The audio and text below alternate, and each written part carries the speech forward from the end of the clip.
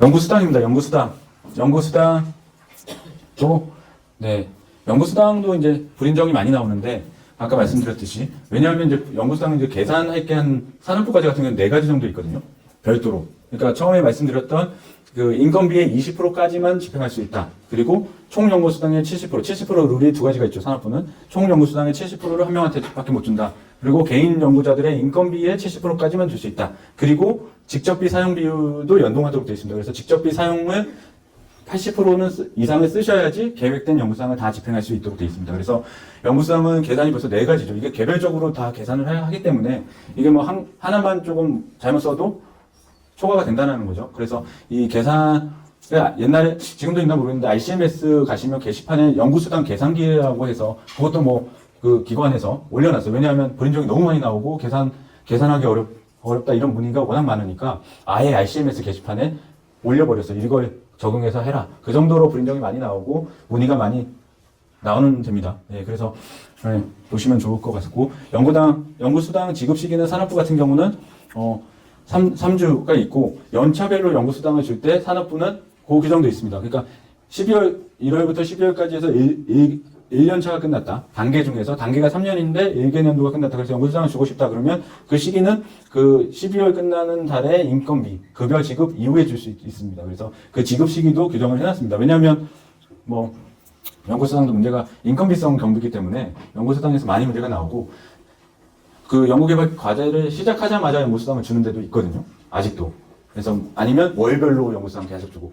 그러면 결국 저희가 봤을 때는 그거는 연구수당은 결국 과제에 대한 목표, 성과를 판단하고 줘야 되기 때문에 인센티브 성격으로 보는데 그런 기관들을 월별로 준다 그러면 그냥 급여 보존의 성격으로 준다는 거죠. 그러면 그렇게 주면 안 되는데. 그래서 그렇게 주는 데들이 많이 있어서 그게 이슈가 되고 그래서 산업부는 이렇게 지급 시기에 대한 규정도 적용을 해놓고 있습니다. 그래서 산업부 과제 하시는 분들은 연차별로 수당을 좀 주고 싶을 때는 연차의 마지막 인건비 지급하고 주셔야 된다. 뭐 그렇게 보시면 될 것 같아요. 그리고 산업부는 평가 결과에 따라서 연구수당을 지금 지급 가능액을 해놓고 있고 감액 요소가 있다. 그래서 평가 결과가 뭐 중단돼서 할 경우 주지 말아야 될 경우도 있고 그래서 연차별로 만약 주다가 중간에 중단 뭐 한 3차년도에 무슨 사유로 중단됐고 평가를 했더니 불성실이다.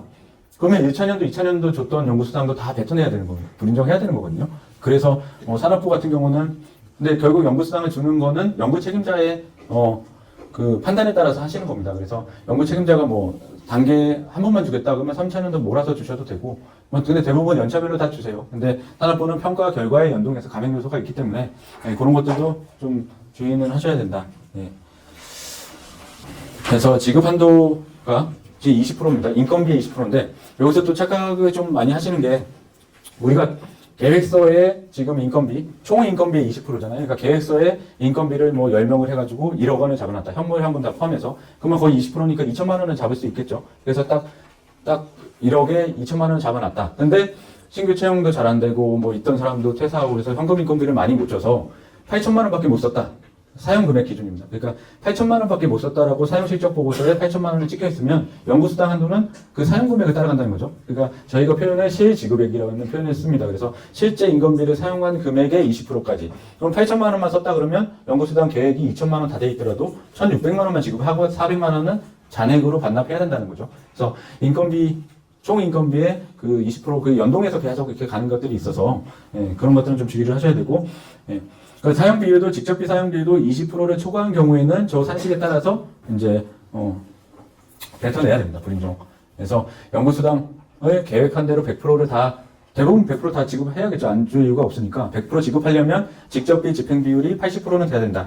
그때 그 직접비는 단계 전체 그러니까 연차별로 직접비 비율을 하는 게 아니고 모든 비율을 할 때는 지금 단계 정산이라는 표현을 하기 때문에 모든 것들은 단계로 보고 있습니다. 그래서 직접비 비율, 뭐 인건비 비율, 그것도 3개년이다. 1단계가 3개년이다. 3년 동안의 모든 금액을 다 합쳐서 그렇게 비율 계산을 하고 있습니다. 그래서 그런 질문도 많이 하세요. 그러니까 우리가 협약이 늦어져서 1차년도에 직접비를 많이 못 썼는데 연구수당 다 집행해도 되나요? 했을 때 1차년도만 가지고 계산을 하지 않는다는 거죠. 그러면 1차년도에 못 쓴 거는 일반적으로 뭐 계속비라는 형태로 해서 2차년도 다 쓰실 거잖아요. 그러면 직접비가 전체로 봤을 때는 올라가겠죠. 그래서 1차 연도만 가지고 하는 건 아니니까 비용 계산은 단계로 보고 있다. 이렇게 이해를 하시면 좋을 것 같아요. 그리고 지급 비율, 사용 비율 할 때 ICMS랑 이즈바르랑 약간 좀 다르다. 예, 그거는 참고하시면 될 것 같아요. 그래서 지금 한도는 또 산업부는 개인별 인건비도 연동해서 70%까지 하고 있다. 이렇게 보고 있습니다. 그래서 인건비는 연봉 계약이나 원래 주는 거와 별도로 인센티브로 줘야 되고, 그래서 연구수당은 인건비 급여로 근로소득으로 들어가겠지만 인건비 검토할 때 연구수당을 못 넣도록 되어 있거든요. 그건 일시적으로 인센티브로 주는 거라서 네, 그렇게 보시면 될 것 같아요. 그래서 연구수당 지급하실 때 연봉 계약과 별도로 어쨌든 과대평가해서 줘야 된다. 실제는 그렇게 되지 쉽지는 않겠지만 그래도 원칙적으로 별도로 줘야 된다. 이렇게 보시면 될 것 같아요. 그리고 산업부 과제는 3주라는 또 별도 기한이 있어서 자계자 이체 하실 경우에는 3주 이내에 주셔야 된다. 이렇게 보시면 될 것 같아요.